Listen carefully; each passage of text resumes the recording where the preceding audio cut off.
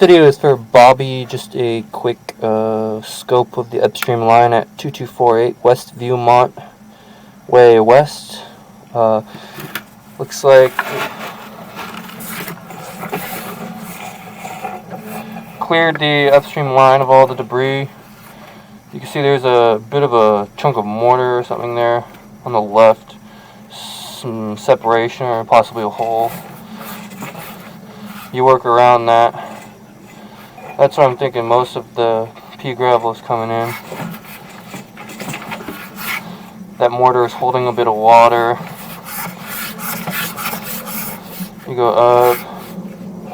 Looks like some weird stuff going on with that joint.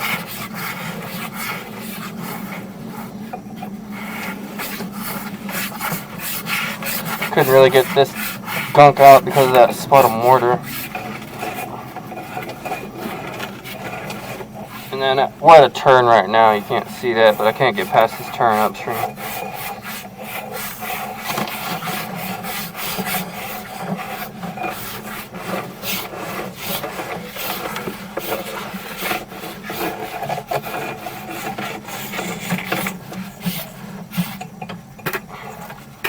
Again, I'm thinking that it's just